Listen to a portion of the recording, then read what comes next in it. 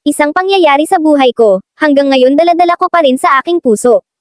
Hello Ate Vine, gusto ko lang mag-confess dito, baka sakaling gamaan ang pakiramdam ko.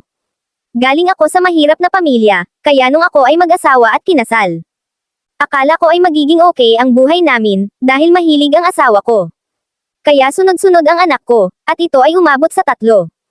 Noong 6 na buwan pa lang ang bunso ko, ako ay nakaalis na patungong Qatar bilang kasambahay. 6 na taon akong hindi umuwi, kasi nga nanghihinayang ako sa pera. Yung pangbakasyon ko, ay binabayad ko na lang sa binili naming sakahan.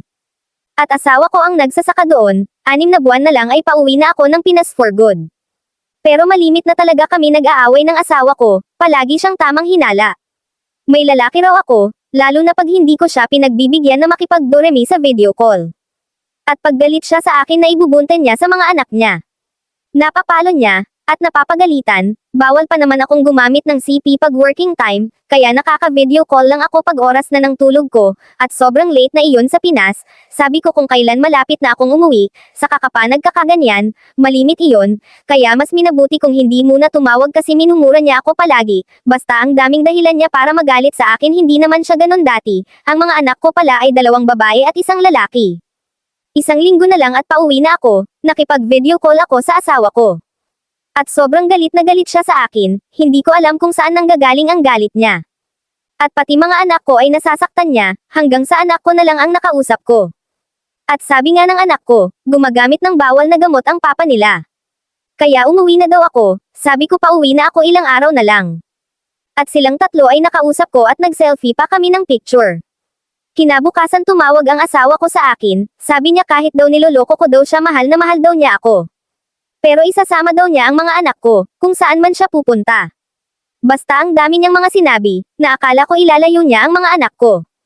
At umiiyak ako nun at sobra na pagmamakaawa ko, at pinatayan na niya ako ng call. Kinabukasan pa, tumawag sa akin ang kapatid ko na wala na ang mga anak ko. Pati ang asawa ko, nasawi sila sa sunog, para akong binuhusan ng malamig na tubig. Dahil 2 araw na lang at uuwi na ako, hindi pa ako nahintay ng mga anak ko. Kaya umuwi ako na wasak ang puso ko, sinisisi ko ang sarili ko.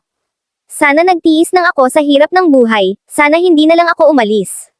Hindi ko matanggap, 6 na taon ko silang hindi nakita. Nakasama, tapos wala na pala akong uuwian, wala na pala akong maaalagaan.